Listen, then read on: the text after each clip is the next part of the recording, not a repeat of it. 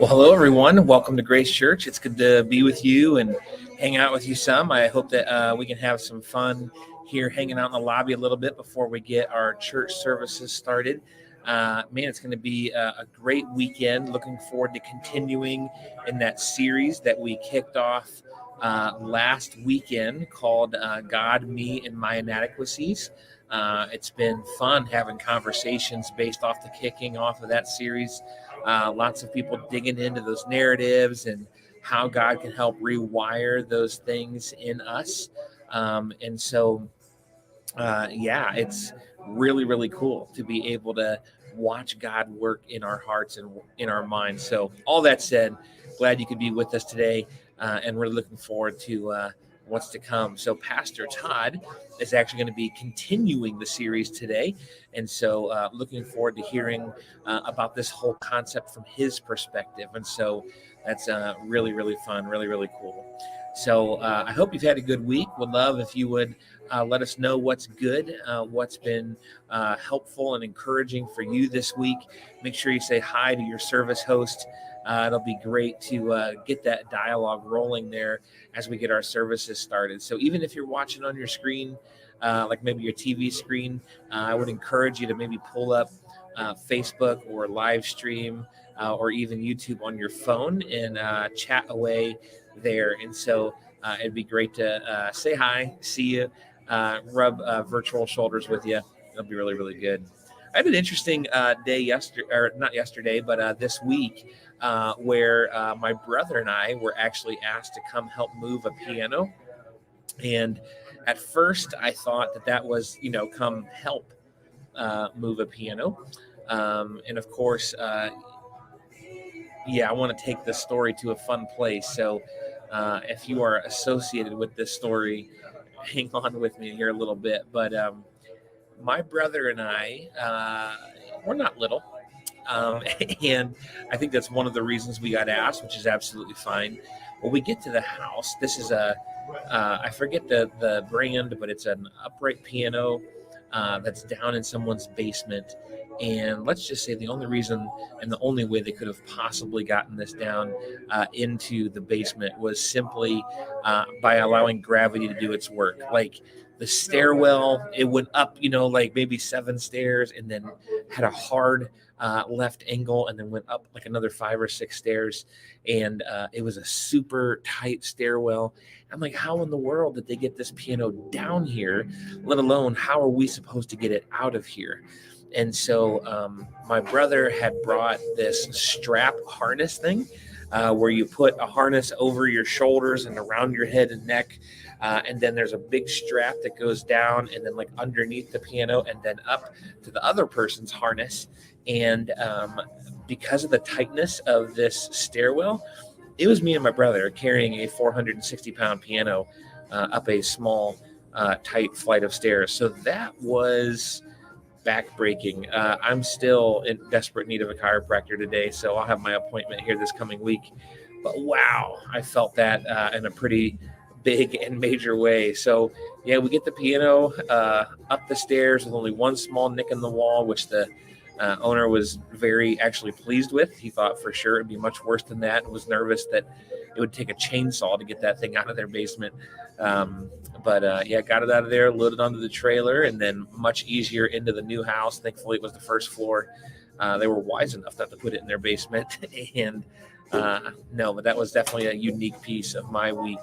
If you have an upright piano and you need help getting it out of there, ask someone else. It was good to help a friend out that way and get the blood flowing, the muscles pumping. So it was really, really good. And then if you caught last week and you saw us, you saw me talk about this hole in my kitchen ceiling. So we were able to make some progress on that this weekend. And so got the wood purchased to kind of shiplap our ceiling. And we're going to get that process rolling, got it primed, got actually the first coat of paint on the first set of boards. And so I'm hoping that we can take some of those tiles out here real soon, and then start installing these boards above the ceiling. So here that goes. Consulted with my dad, as I mentioned, over the weekend, and have to go over there and pick up a tool or two, and then hopefully he'll be able to come over and give me a couple pointers as we go along. But I think we're in a good way now. I think this can get knocked out here pretty soon. So we'll see how it goes. Got to find those extra hours somewhere, but we'll make it happen. But I hope again that you've had a pretty good week. Would love to hear from you, and would love to know what you've been up to. One of the things that has been kind of on my mind this weekend is the whole idea of Valentine's Day. And, regardless of kind of what you're doing this weekend, maybe you have a special someone or a family member you're going to be kind of doing some stuff with. And, in some ways that's kind of beside the point. But I do think that many of us probably have an odd memory from growing up. I can still remember. So I was in middle school, and I remember having a crush on this girl, and I thought the only way to get her to know that I liked her was to buy her a Valentine's gift. And so I remember going down to a chocolate shop with my mom, and we went into this chocolate shop, and, I was feeling all particular, and you're like, oh, no, I got to get this. And totally went cheese ball, right? Like got some chocolates and I think a teddy bear, and I might have even gotten a flower. And I remember bringing it to school, because that's what you do, of course, and gave it to her, and just got the oddest look from her. And that was one of my first Valentine's memories. And it wasn't sad, don't get me wrong, but it did kind of wake me up that you don't just necessarily have to go the cheese ball length to introduce yourself to someone that you like. So yeah, that's probably one of my oddest Valentine's memories for sure. I had another Valentine's where I actually was on a personal retreat by myself for a couple of days. So that was interesting. My wife and I weren't even able to be together. That was probably the most separated Valentine's Day I've had. But yeah, let your host know. Maybe you have a weird Valentine's memory, or maybe you even have a super good and unique idea of ways to engage and encourage those around you that are trying to figure out a neat way to kind of have a 2021 Valentine's Day. Saw a lot of folks doing different things, either with friends or, of course, maybe a romantic someone. But is a interesting weekend for sure. I had a couple of wonderful people. Some of you that might be watching actually reach out to me last week after that message and say like, hey, if you need help with that ceiling, that'd be great. And what was hilarious about that to me is I came home and I was telling my wife about that. And I said, yeah, hey, it was really great. A couple people just being super nice, saying, hey, don't you know that that's kind of what I do, and I would love to help you and all those kind of things. And she said, hey, when we get the ceiling knocked out, maybe you can tell them some sermon story about how you want to get your kitchen cabinets painted. So I don't have a story for that, and I'm in no way soliciting for that help right now, but I just thought it was kind of funny. But hey, I guess if you are a painter, who knows, maybe we'll call on your services sometime in the semi-near future. Probably not as long as it took to get this hole in the ceiling fixed, but we will be progressing and making that happen here relatively soon. I don't know if you guys, so if you've watched Virtual Lobby here over this last year, if you know me at all, you've probably caught on that I like to nerd out on different things like Star Wars, superhero movies and stuff. Total geek that way. And I do need to catch up on WandaVision. I am currently a couple episodes behind. I'm hoping I can watch those this weekend. That has been a little bit mind-blowing to me. I don't know if you're a Marvel fan at all. It might be worth checking those out. The first couple episodes are a little weird. Matter of fact, my brother, actually the same one that helped me move the piano, he even gave up on that first that first episode. He said they got a couple minutes in and he was like, nope, I'm done. But I got to tell you, you get 3-4 in and you start to get hooked. And I've heard the next two are good. I'm looking forward to catching up with that. I'm also pretty sure somebody just walked behind me that's wearing this exact shirt. So that's fascinating. I happened to glance over and I'm pretty sure we're wearing the same shirt. So he probably looks better in it though. Yeah. Anyway, no, it's good to be here. Looking forward to kind of seeing the progress of how people engage this particular series. So, we get into these narratives, we get into these conversations in our head, and there's certain things that we feel like have to go a certain way. And just appreciate how all of that plays out and how all that works together. We have to push forward on that. There's that shirt right there. Did you see it? And so, we have to help each other point ourselves toward Christ and allow him to do that work in us and allow him to help us really see ourselves refreshed and renewed. One of my favorite scriptures in the Bible is Romans 12:1-2. And it said that we need to have our minds transformed by the renewing of our minds. And so that's a part of what God is encouraging us and helping us with, is we have to allow him to renew our minds in a really neat way. So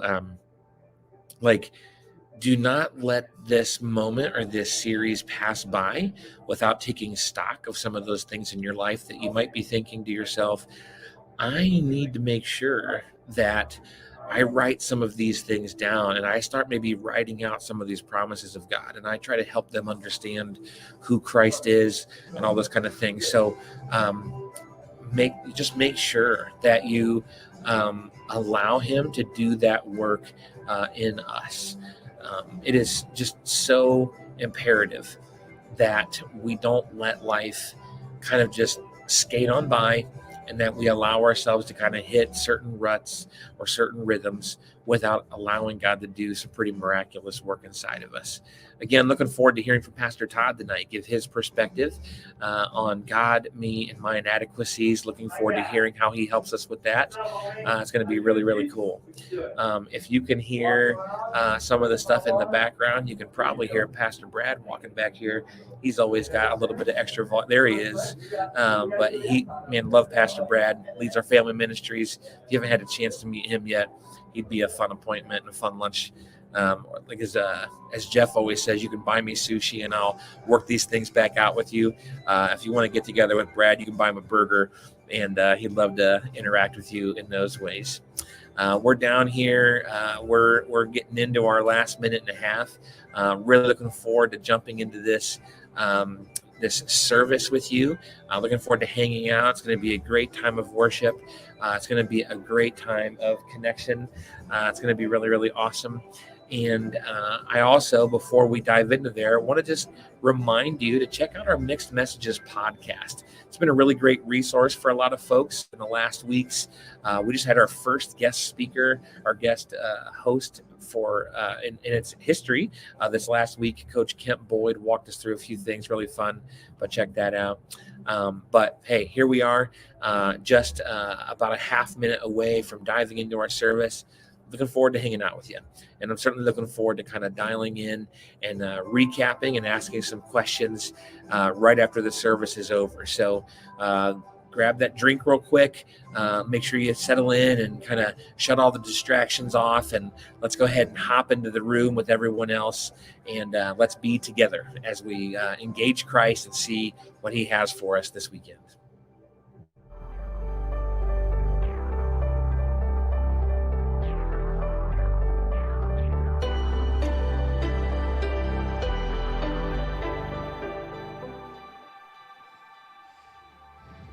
Hey everybody, I want to welcome you here this weekend. My name is Brad. I'm one of the pastors here at Grace, and it's going to be a great weekend together. I'm super excited about what God's doing here at Grace and what we're doing through the church and what he's doing through us as people. So whether you're joining us here for the first time or if you're joining us online, welcome. It's going to be great. If you're a guest today, I really want to draw attention to a couple things for you. One of them is, first of all, thanks for coming. We're glad that you're here. The second is we have a free gift bag for you on your way out as you walk out. Out those doors there on the left-hand side, you'll see a table with some free gifts on it. Just grab one of those. If you'd like to connect with us, let us know that you're here. You feel free to, there's people out there. We'd love to meet you in between services, but we're glad that you're here.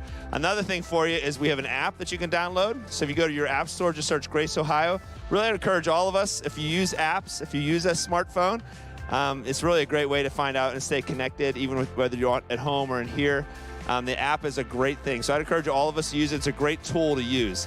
So a lot of times there's a lot of questions you might have that you can find the answers out simply by looking through there, or oftentimes it's a great next step when you want to sign up for things. So, but as our guest, the app is, if you click on there, you go through a weekend experience. And when you open that up, you'll see there's lots of opportunities for, whether it be your kids this weekend, whether it be if you have teenagers, for them throughout the weekend, even through college students and all that stuff. You'll find out about what songs we're singing. Maybe you hear a song and you're like, oh, I really like that. That was encouraging. I'd like to listen to that throughout the week. You find that on there, all that stuff. And also, whenever our pastors, our messages are on there, so you can follow along and take notes and all that stuff. It's a lot of good things that are on there. And ways also for you to get connected. So you're thinking, hey, I'd like someone to pray with me about this. It's something that's really been heavy on my heart. I love people to join with me in prayer. We as a church, we're a family. We're not just a weekend experience. Hopefully, we don't always just sit in rows and leave. We want to be connected with each other, so we want to pray for each other, care for one another. So please use that connection tab as a way to reach out. If there's ways in which we can help you or just be with you and just connect with you that way. It's also a way maybe you hear something that's like, man, I don't know about that. I want to find out more about what they were talking about there. It's a great way to find. We'd love to connect with you. Love to sit down with you. We'd love to follow up with you on those things. So that's also on there. Another thing on there is a way for you to give. So if you're, this really doesn't apply to you as a guest, but for those of us who consider, Grace Church our home, if you be part of our giving and see what God can do through the resources He's blessed you with, when you give a little bit back to God, what He can do with it. Giving is a great way to do that. So there's lots of ways you can do it. One of them is you can text the number that's up on the screen, or you can do that right through the app. So like I said, there's a lot of stuff that's on there. The app is a good next step. But really, what matters, if there's really anything that's on your mind or something you need right away, please don't hesitate to, and I really pray that you have the courage to raise your hand and reach out. And if you'd like to talk to someone, we have people who are in the lobby, or there's someone you want to connect with even online, just reach out right there on whatever it is, medium that you're watching it on. We'd love to connect with you. That's what we're here for as a church, to be together. So I really want to encourage you. Have that courage, reach out, and do that. Here at Grace Church, we're passionate about a lot of things. My favorite part is that we love reaching out to kids and students. And really what's cool with what we've seen in our sports ministry is we found ways, which we try to do this all over the place, but we found ways where we can intersect using sports and reaching out to kids and students and discipling kids and students that way, but also connecting with and making inroads into our community. And sports we've been seeing a lot of cool things happen, even during times like we're in right now in our world. So check out this great, exciting video with Pastor Donnie. Thanks. Hey guys, Pastor Donnie here, wanting to give you an update on how our Game Day Basketball and Cheerleading League is going. If I could sum things up in one word, I would say encouraging. It has been so encouraging to see the family members and child athletes and volunteers who have all come together to help Game Day be a huge success. And so I want to let you know that for the 7th year in a row, we have once again grown.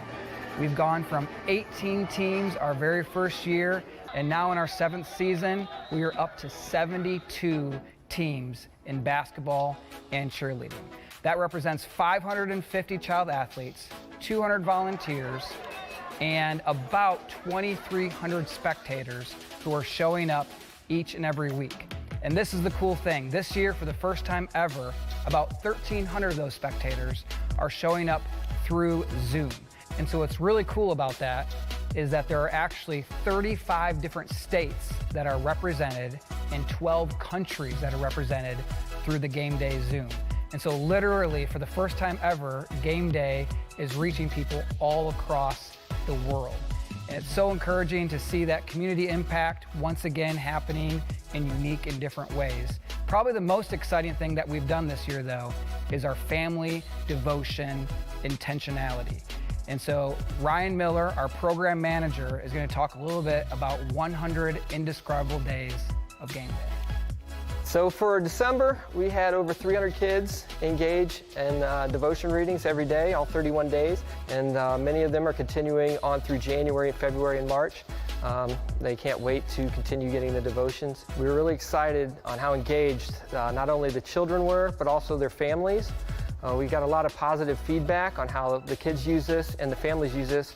It's a great way to spend just a little bit of time in devotions, and they can use that moving forward to continue getting closer to God as a family.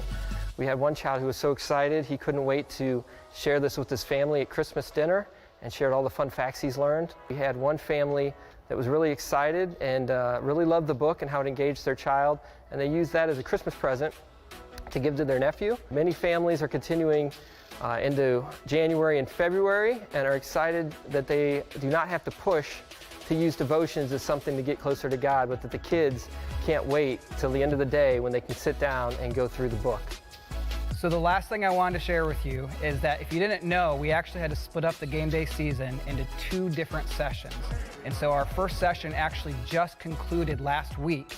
And I am happy to let you know that because of the one-on-one conversations that each coach has with their child athlete, we know of at least 10 kids who prayed to follow Jesus for the very first time.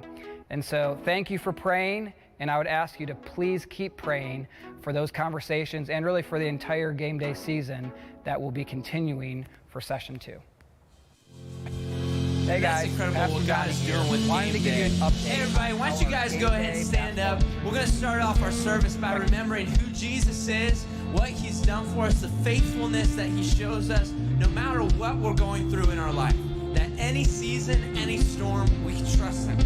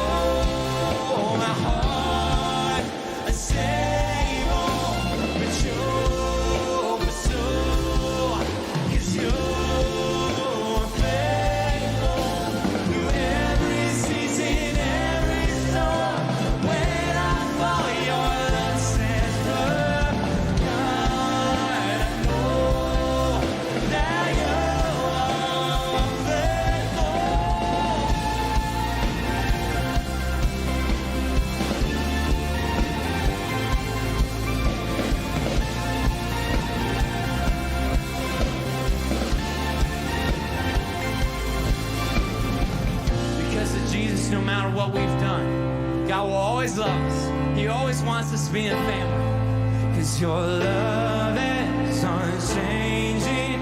My Father will never leave me always. You're faithful.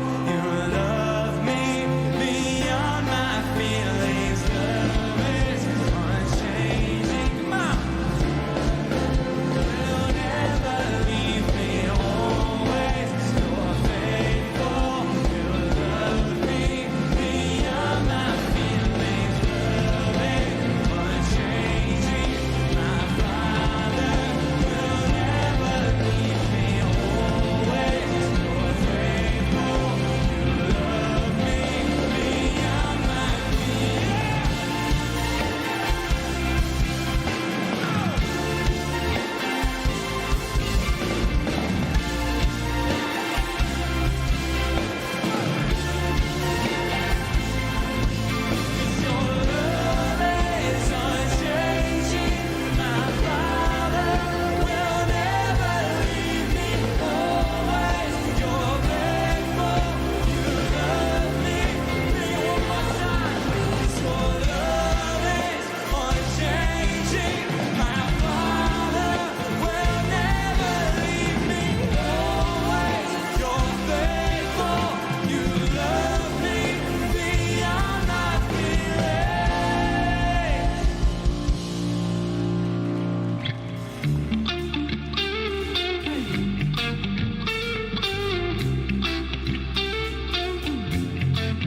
You're indescribable in every way. Search me out and now I'm caught up in your grace. I heard my name across the ocean. You pulled me closer. You couldn't change. You showed me life, a new horizon. Silver lining, a new day. And I'm like, oh, I can't find the words to say. And oh, you're higher than all my ways. The Lord is you who opened my eyes to see and poured out your heart for me. My God, you're indescribable in every way.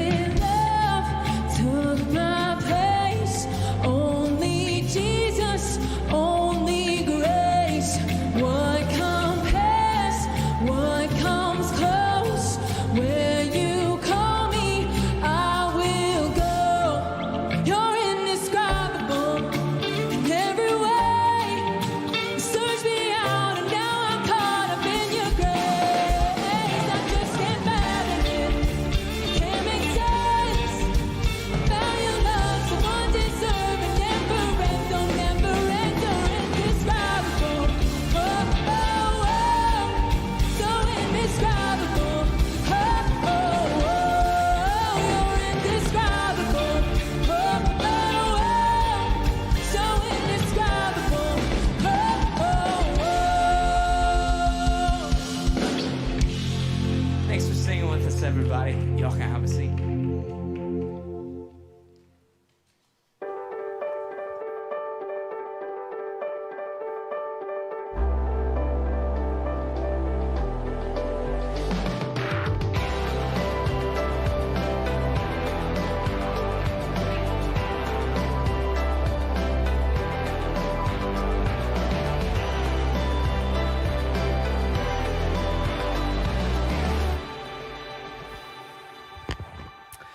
Well, welcome to Grace, everyone. It's good to be with you. Thanks to those that are watching live online and those of you that are in the room. It is so good to be with you.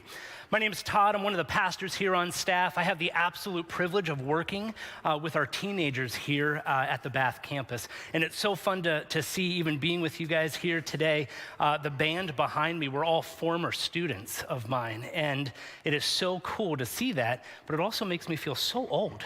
I don't get it. I can't believe how much time has gone by. Well, guys, I'm excited to be able to continue the conversation that we're in a series that we're calling God, Me, and My Inadequacies. Just want to remind you that Pastor Jeff is continuing to kind of make his rounds at our other campuses. He's kind of wearing his senior pastor hat over the course of the next couple of weeks. And so my time being on staff, I am blown away at how God is moving and seeing how just all the life and the growth that's taking place in the Grace Church movement. It's crazy to think that it takes Jeff multiple weeks now to cover all of the campuses. And so he'll be back with us soon. Last week, Pastor Joe was with us, and he kind of introduced this series, right, of God, Me, and My Inadequacies. And what he helped us understand was this. He allowed us to see that each of us are writing our own narratives, right? We're each writing our own narratives, and what they are and what they do is they're influenced by maybe others in our lives, what's going on in our heads, our culture, right? And even some different like spiritual influences, our narratives are influenced that way. And I think it's important that we, think about such things, and it's super important to even think about kind of who we are and what's going on inside of our minds. Well, last week, Joe shared really some good news, right? We learned that God can actually rewrite our narrative that points us back to kind of the core of who we are, points us back to wrestling with the question of who am I?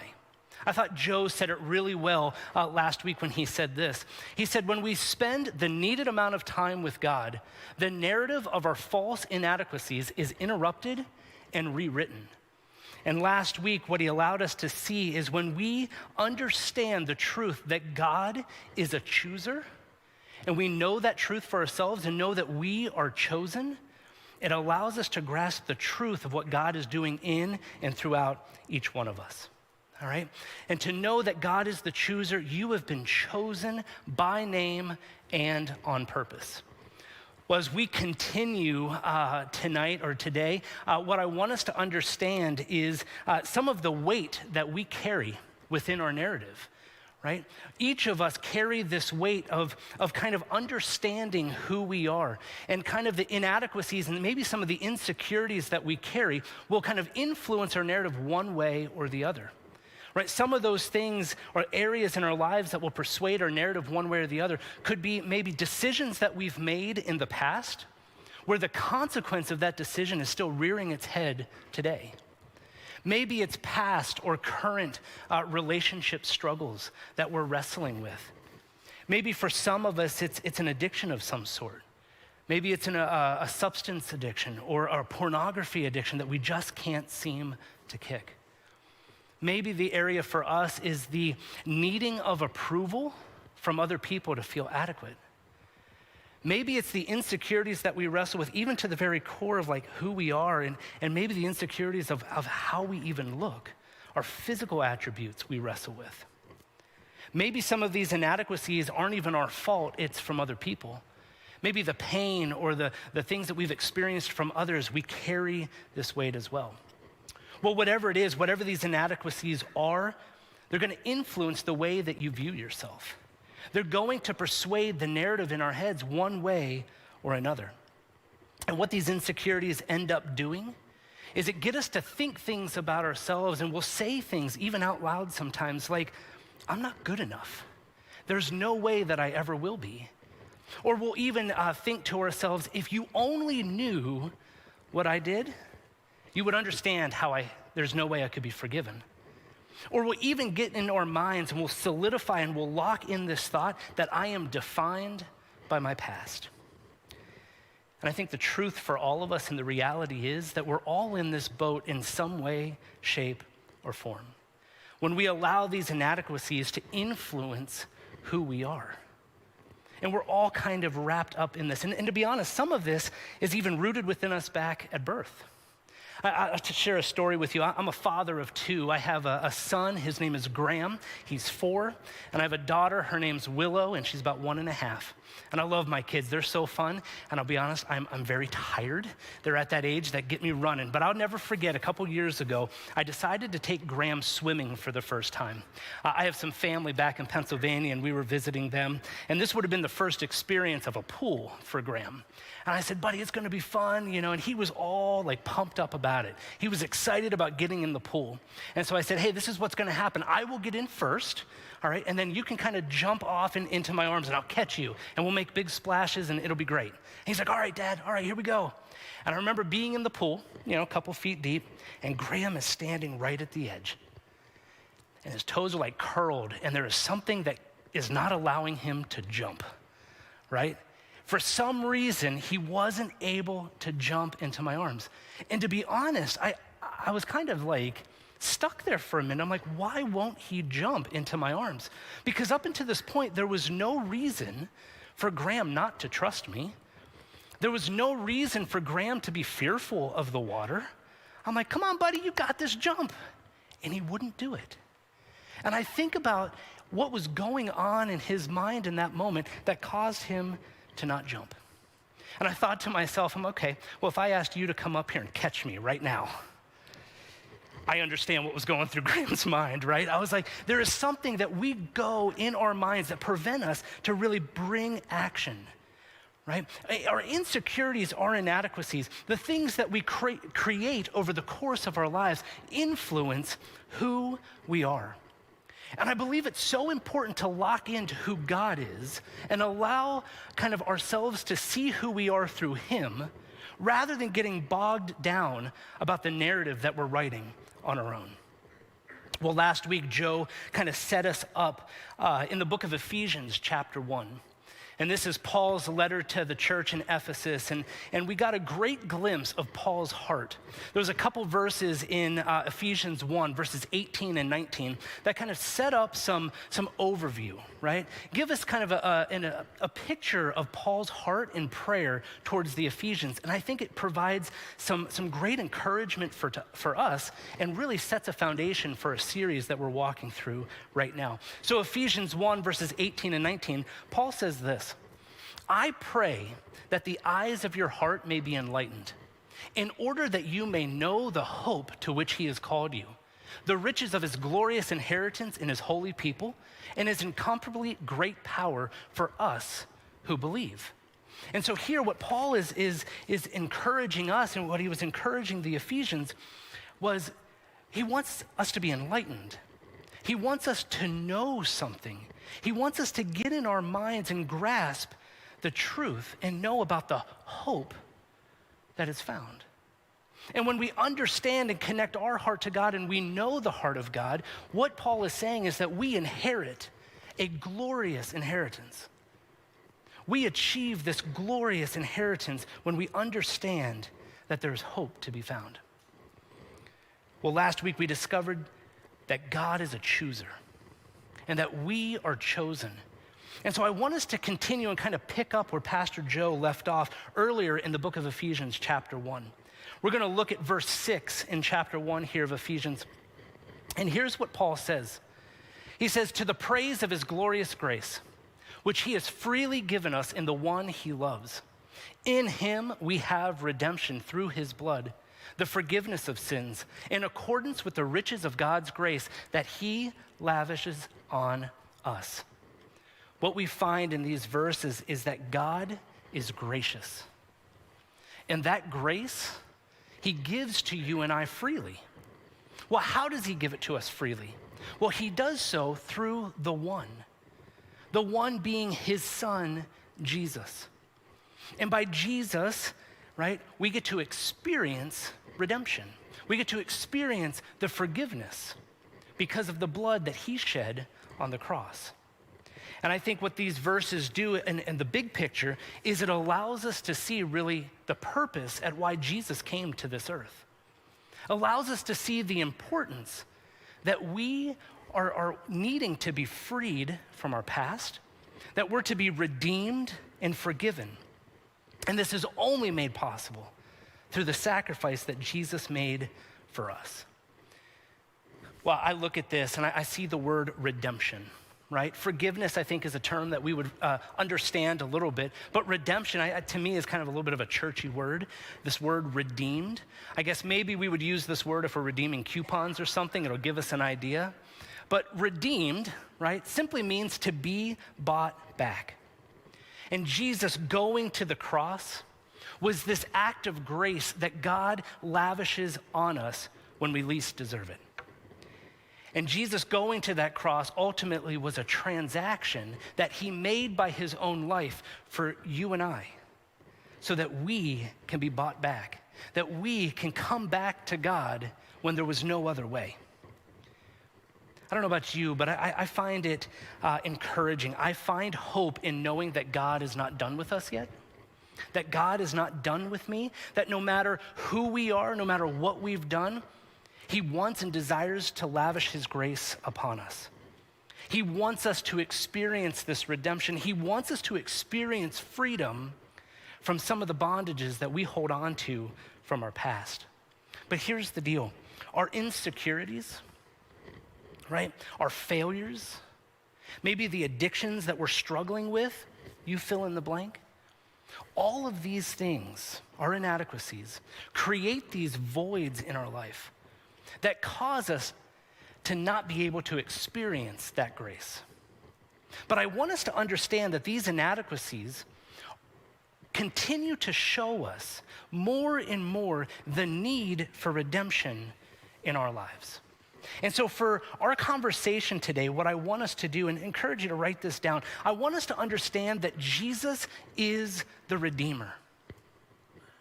And because of what he did on the cross, that we learn in verse 7, that because of the cross, we are redeemed. And so that's what I want us to press into a little bit today. Because in God's eyes, the best is yet to come.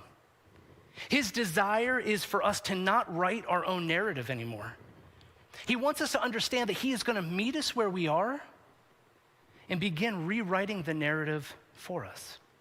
And so I think the best way for us to kind of get an idea, get a picture of what God's redemption is all about is by looking at an example in the Bible that I absolutely love, all right? I love this story because I think it paints a perfect picture of how God met this man in the midst of his inadequacies and showed him time and time again that he was redeemed. And so I want us to look at this character. His name's Moses. He's found in the Old Testament, the second book in the Bible. We're going to kind of spend some time in the book of Exodus, all right? And for the sake of our conversation, we have to do kind of a high-level overview to get a heartbeat of where Moses is. Because if we wanted to stay here through the night, I would walk this through with you, but we can't do that for time's sake. And so I'm just going to kind of give you an overview, give you a truncated version of what Moses was experiencing as he was wrestling with his inadequacies, and yet God met him in the midst of those. All right, so here's a little background right in the beginning, and I encourage you, if you want some good reading for the week, spend some time in the first handful of chapters of Exodus, and you'll get a good idea of what he was wrestling with. And so here we have before Moses was even born, all right? Before he was born, in Egypt, Pharaoh, ruling Egypt, made this decree, all right, that every Israelite boy would be killed at the time of birth. Now, Moses, before he was even born, he was an Israelite, right? And so what we see is that Moses, all right, before he was born, has odds against him. So much so that Pharaoh was like insecure even really about the Israelites growing in number, that he made this decree to kind of keep them at a certain size. And so here Moses is now born. His mom gave birth to him. And knowing that all baby boys were to be killed, his mom looked at him and saw something special in Moses. So much so that she chose to keep him a secret.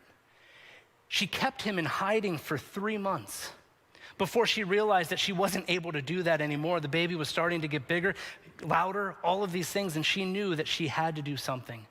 Pharaoh actually said that, hey, all of the children just throw in the Nile River, right?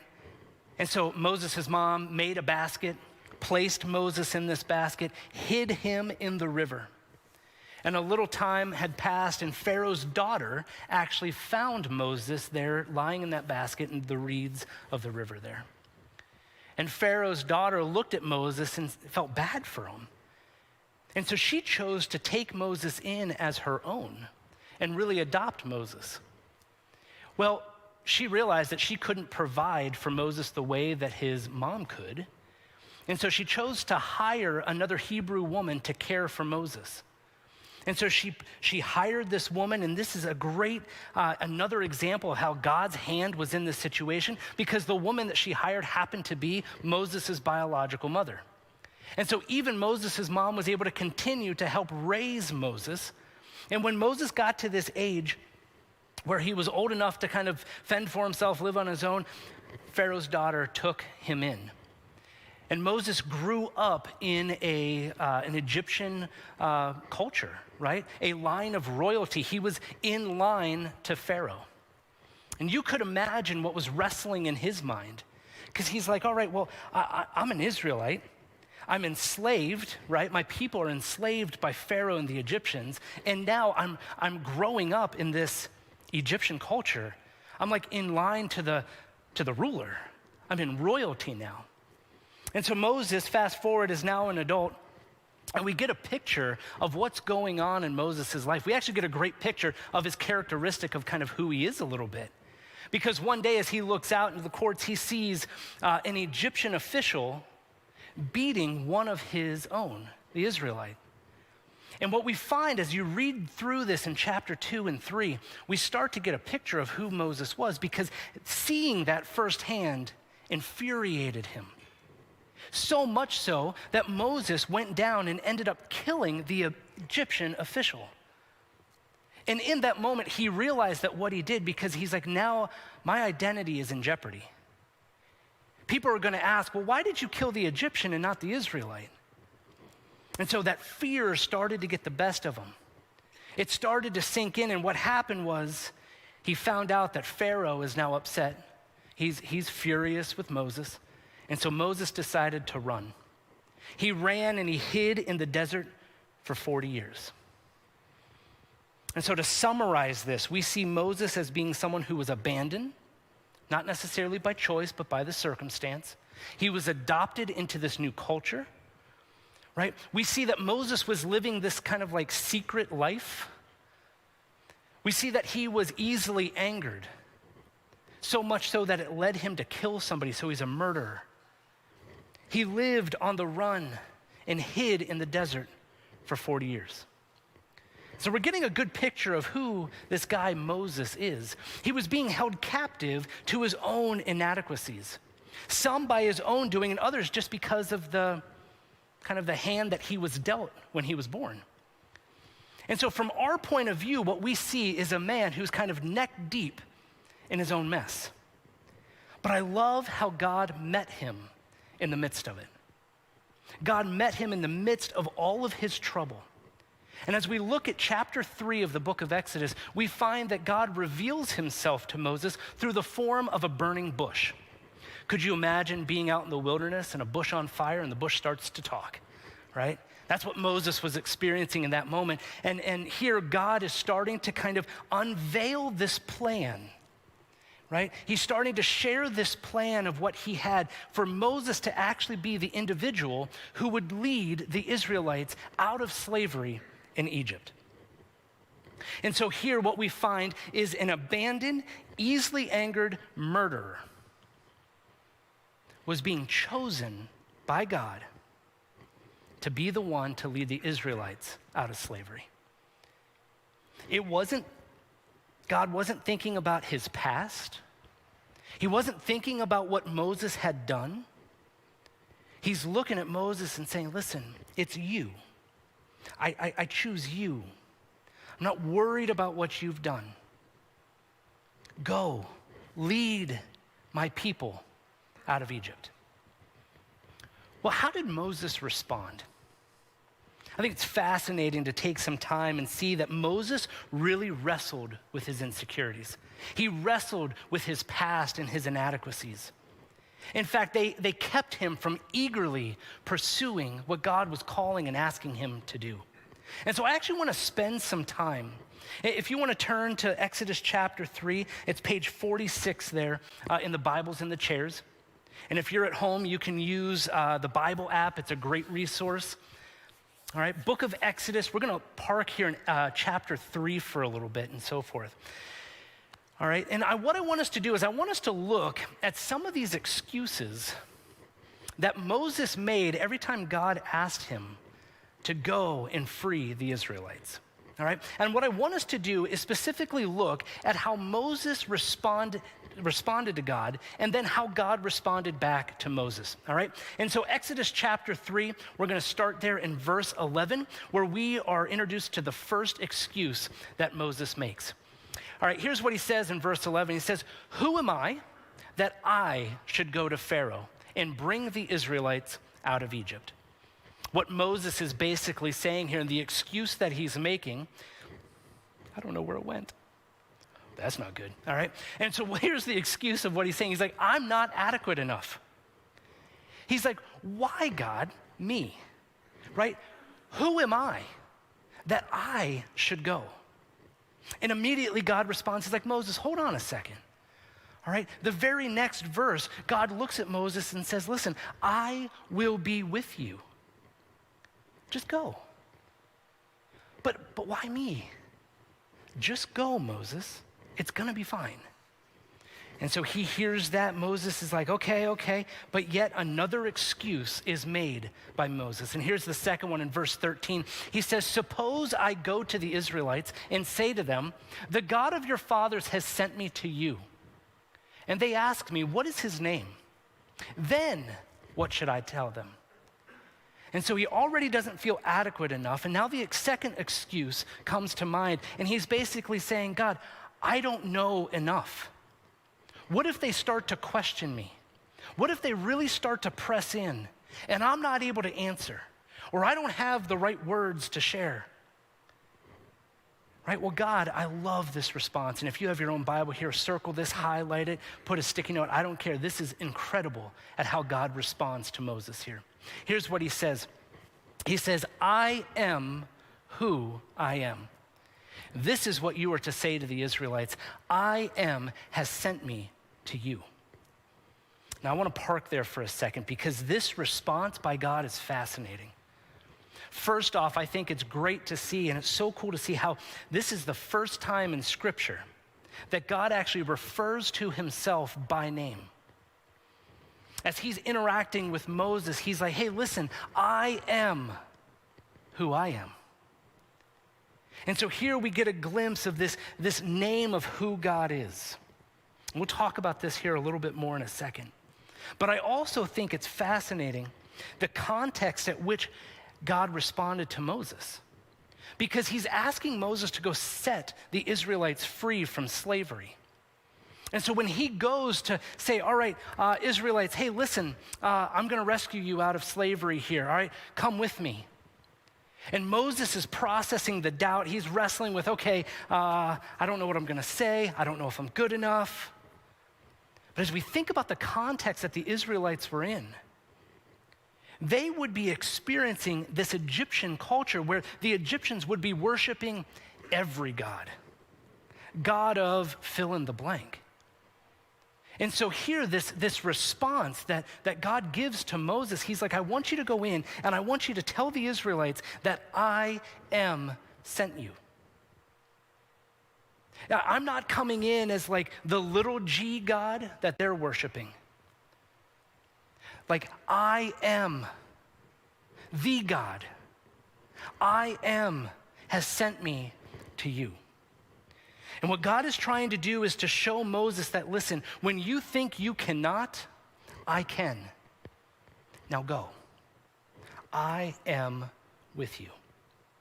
And even after Moses sees this incredible response from God, he continues on. And he continues to doubt. He continues to make this excuse. And so here's the third excuse that Moses makes in chapter 4, verse 1.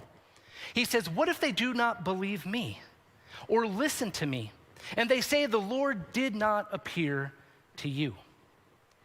He's basically thinking to himself, all right, people are not going to take me seriously. Going in to say, I am sent me, he's doubting what God is asking him to do. And I love how, again, God responds. Because this time he's like, all right, don't take my words for it. In verse 18, he already tells Moses that he's like, listen, they will listen. But now he's just not giving him words. He now shows Moses firsthand by performing 3 powerful miracles, showing Moses directly that, hey, these 3 things are going to take place. And these 3 miracles I'm going to perform through you to not only prove to you that I'm with you, but also that the Israelites can see that I am the one who sent you. He's like, all right, well, he continues to doubt. And he continues to make another excuse. And now I think it's getting pretty ridiculous. Because Moses, I think, is digging deep. He's searching deep for excuses now. And I think he's getting kind of petty because this is what he says here in verse 10. He says, I've never been eloquent. I am slow of speech and tongue. Really? You're going to pick on the way you talk now? That's going to stand in the way of going to free the Israelites? He's basically saying, hey, I am not good with words. And I love how God responds to him this time, because I bet you God's like, all right, enough is enough, right? He asks this question. He says, who gave human beings their mouth? This guy, right? He's like, I did, right? Is it not I, the Lord? Now go. I will help you speak. I will teach you what to say. It's like, come on, Moses, enough is enough. Just go. I'm with you. And finally, in verse 13, Moses reveals his heart. He reveals his heart by saying, God, please send someone else. His final excuse is like, I don't want to go. I'm not willing. And now we're getting to the core.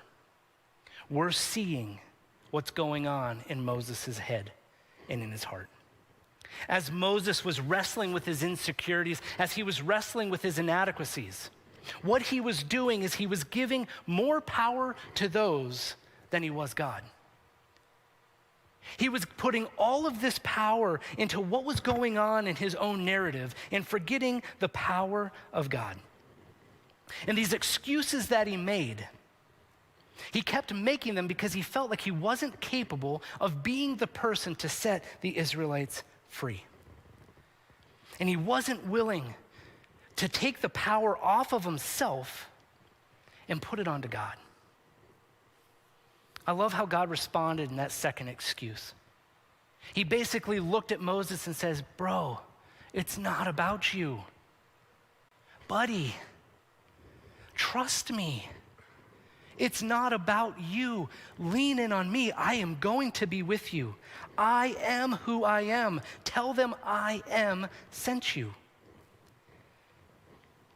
Even after Moses had this clear identifier of who God is, that he is the I am, Moses still doubted. He still wrestled. He still found all of the excuses to not go. And I think what's a challenge as we look at this story, I think we tend to do the same thing. We will allow our adequacies to have more power over us than the power of God in our own lives. We will allow the power of our inadequacies to have control over our narrative. And I get it. Because I'll be honest, as I look at Moses and his upbringing and the life that he lived, I'm like, oh my, I can fully relate to him. I can understand why Moses reacted the way that he did. I understand that, like, okay, man, Moses as a child abandoned by his mom, not necessarily by her choice, but the circumstance. I get abandonment. I remember when I was 12 years old, after my parents had divorced, my mom and I moved out, and it was a handful of months between the day we left and when I heard from my dad again. He reached out and said, hey, I'd love to get some time with Todd. Could we meet? And I remember being on the phone with my dad, and we were kind of working out, the logistics of when we were going to get together. And so we agreed that Friday after school, I would walk down to the restaurant in my hometown, and we would meet over a meal. I remember that Friday, I was super excited to see him. It had been a couple of months since I had last seen or heard from him. And so I walked down after school, got it to the restaurant, and I waited. And I waited. And I waited. 4 hours went by, and my dad never showed. I didn't know that when I was on the phone with my dad a couple days before, that was going to be the last time that I heard from my dad in 15 years. Guys, those 4 hours, they created some wounds. They created me some pain. They created doubt. They created embarrassment. And even so, waiting there for 4 hours, I still wrestled with how my dad not showing up was my fault. And so I get what Moses was feeling. I get what was going through his mind. I understand how that affected him. And how that translated into Moses needing to live in secret. I get that. Because I realized that I had to keep to myself what I experienced that day, because I didn't want people to discover my pain. I didn't want people to see that my home life was falling apart, that my insecurities increased every single time, every year that went by. And then Moses being asked to be the one to lead the Israelites, and to be asked to lead anybody else in my life, I understood that was a big hurdle for him to cross. Because I know for me, I'm like, how am I supposed to lead other people when I'm not fully capable of leading myself? All right, Moses, I got you. I see where you're at. To see God as a redeemer was a foreign concept to me. To see God as this heavenly Father, I couldn't grasp it, because I didn't have an example here on earth for me. My mom, who was a godly woman, incredible mother, she couldn't provide what I needed there. And so what I did is I had to take matters into my own hands. And what I did was, my narrative that I was writing for myself was that I had to work harder to get by on my own. I had to work harder for the approval of others. I had to work harder to make it seem like my life was all good. But here's the truth. I was given way too much power to my inadequacies and not to God in my life. I was too focused on the I cannot statements rather than relying on the true I am. God revealed himself to Moses through a burning bush. In the same way, Jesus reveals the power of who he is because of the cross. God lavished his grace time and time again to Moses, excuse after excuse. He filled the void, he filled the holes that Moses was creating. And Jesus does the exact same thing for you and I.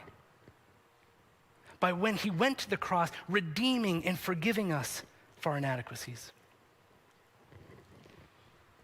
God used Moses. So much so Moses was the one to free the Israelites out of slavery. And it wasn't by Moses' power, it was by by God. And God met me in my journey and provided me time and time again with his grace. I remember thinking to myself, I'm not good enough. There's no way that I could possibly lead other people. There's no way that I could do anything in ministry. There's no way that I could be a husband or a father because I didn't have that example here. How am I supposed to lead others when I can't deal with the mess in my own life? And God met me where I was. And time again, he showed me that he was with me. And he did so. He used his redeeming power in my life by allowing others to meet me in every single phase of my life. And it's hard to see it when you're in the midst of it. When you're in the trenches of life, it is hard to look back and see, or when you're in it to see it. But when you look back, you see that he was with us always. And so as we wrestle with who we are, my desire for us is to understand that our inadequacies have no power over us. That power is found in Jesus and him alone, in understanding that Jesus went to the cross and shed his blood. It is God lavishing his grace on us. And knowing that Jesus is the Redeemer, we are redeemed. There is no story, there is no past that God cannot and will not redeem. And so I encourage us to think about Jesus as the Redeemer. This is the ultimate example of redemption. Jesus going to the cross. And this is why Paul alluded to this in Ephesians chapter 1, where Paul talked about the hope in verses 18 and 19. This hope is available to us who believe that Jesus went to the cross for me. Do you believe that Jesus is the Redeemer? This is what I want us to do. This is heavy stuff. Because we're kind of processing the past. We're processing who we are. That hurts sometimes. And so I'm going to invite the band to come out. And as they get settled in, I just want us to have some space to kind of think about this a little bit. To process Jesus as the Redeemer. And so here's the first question that I want you to think about. What inadequacies are you giving more power to than Jesus?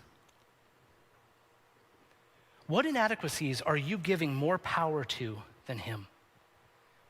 Is it relationship struggles? Is it addiction? Is it the approval of others? What inadequacies are you giving more power to than Jesus? The second question is this: have you ever surrendered your inadequacies over to him? After we identify maybe what those areas are, have you ever surrendered them? Jesus is the Redeemer. Do you believe that? Because God desires us to draw near to him, and he also desires us to experience the freedom from our past. And so have you surrendered those areas over to him? And lastly, what steps do you need to take right now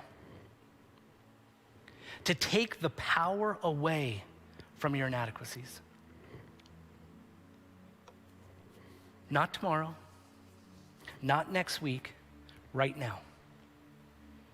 Like I said, it can be painful a little bit to think about the past. And so maybe for you, the first step is begin talking about it.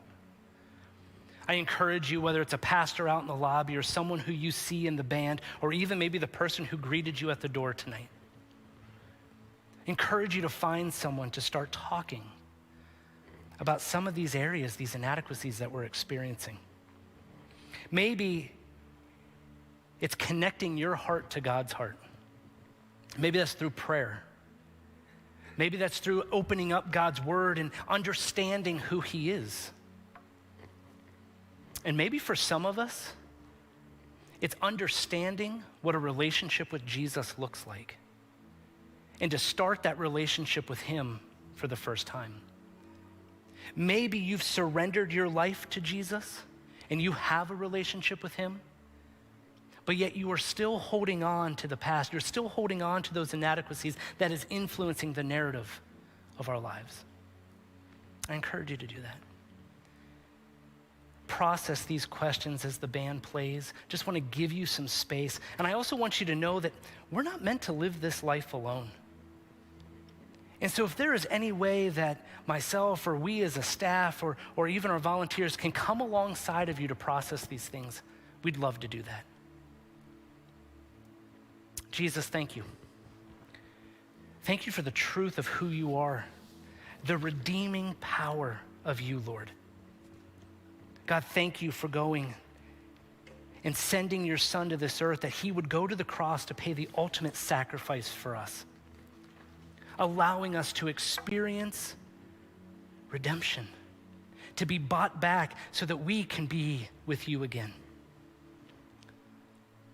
Lord, I ask as we process this, as we think through, Lord, help us understand what we're giving too much power to in our lives, and that we can give these inadequacies over to you tonight. Lord, be with us. We pray this in your name.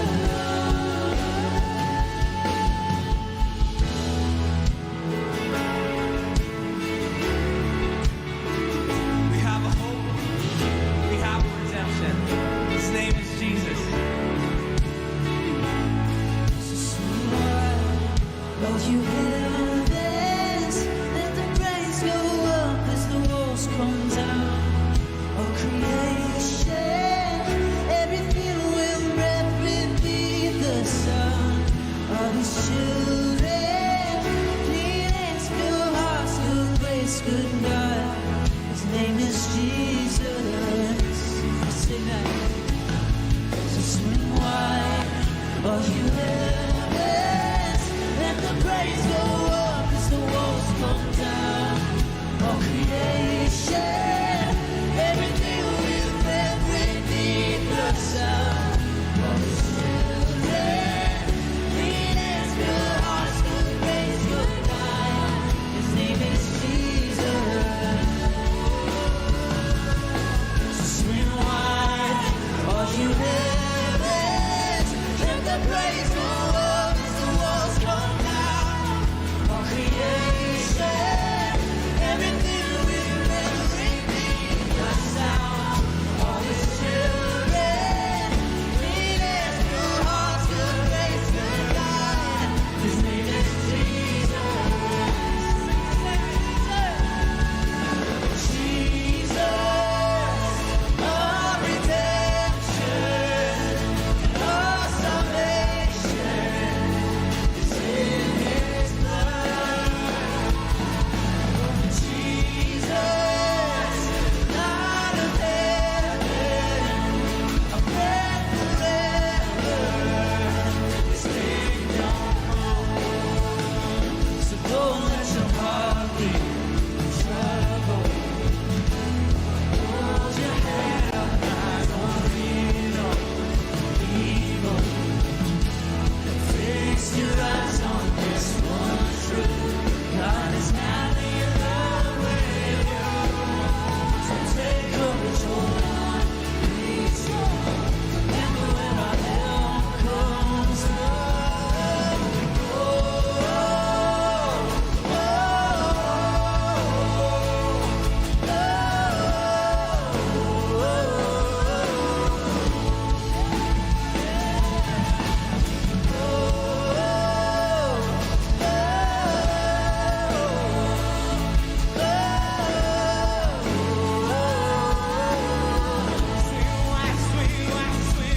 Swing wide, all you heavens, let the praise go up as the walls come down.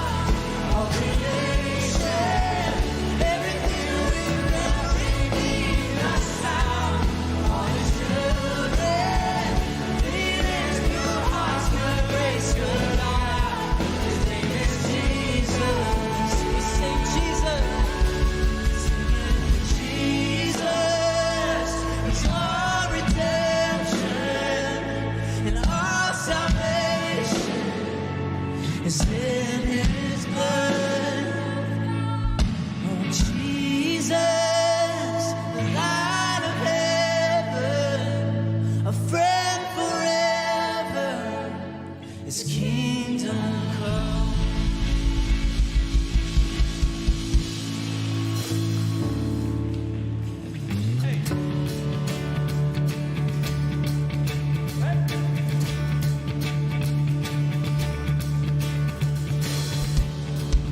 All right, everybody, let's put our hands together. He has given us life. Let's sing this. And I was buried beneath my shame. Come on. You could carry that kind of weight. It was my soul till I made you. I was breathing but not alive. All my failures I tried to hide. It was my soul till I made you. Here's a hope.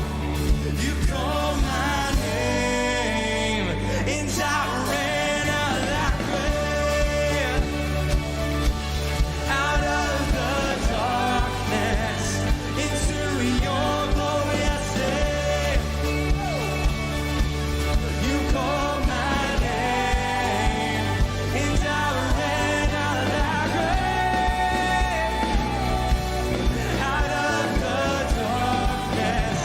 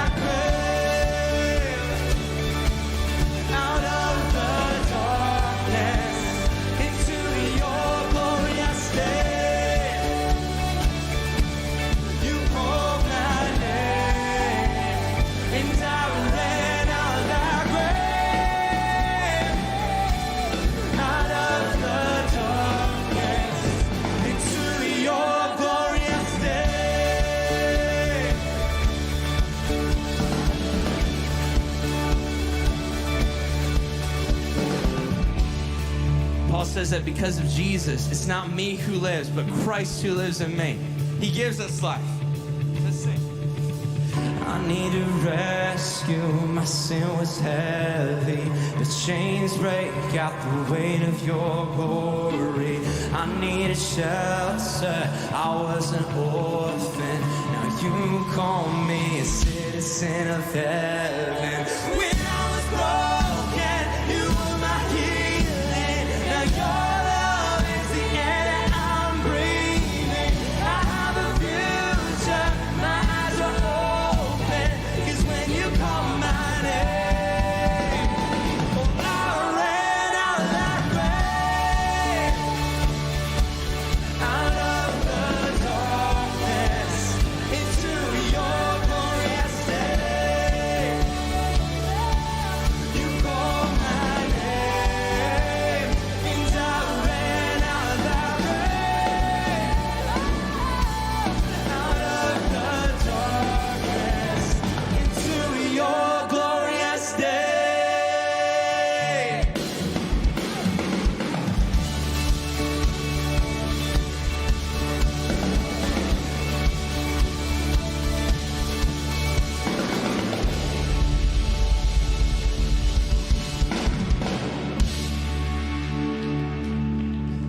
Man, that's awesome. What a great challenge it is as we think about what we have in Jesus. And I think about that song, just when you put it all together, what Todd's been talking about. And really our job, because of Jesus, is our job is to run away from that grave as fast as possible. And Jesus Christ gives us that power, and he gives us that hope. If there's any way that we can connect you with people who would love to talk to you about that, we'd love to do that. That's why we need to spend time reading his word. That's why we spend time praying and spend time in conversations in biblical community with other people who will continue to push us forward, because those voices of our inadequacies are always going to be there, except Jesus gives us the power to overcome them. So if there's any way we'd love to connect with you, we could do that. And don't forget, you have a free gift. This is what it looks like. Grab one of these out on your way out if you're a guest. But thanks so much for coming, and we'll see you next week. Thanks. So what Brad said there is so true. If we can help get you connected in any way, we'd love to. And of course, I know that you're obviously not walking out of the building right now to get that bag that he was holding up. But if you are a guest at Grace, even here virtually, we would love to get that to you. And so feel free to reach out to your host even right now and say, you know what? I want to take a step with Grace Church. I want to take a step with Jesus. Why don't you send me that bag, and we would love to get that stuff to you as soon as we absolutely can. Now, it's been great worshiping with you. I hope you take what Todd said to heart, just who God says that he is, the way in which Jesus has redeemed us and brought us back to himself is such a big deal as we look at the ways in which God is rewiring who we are and helping us become more and more the people that he's created us to be and that he's redeemed us to be. Take this week to just really rest and go after our Redeemer. Go after Jesus this week in your relationships, as you pray, as you read, as you connect with others, as you serve others. Let's run hard after Jesus. It has been fantastic being with you.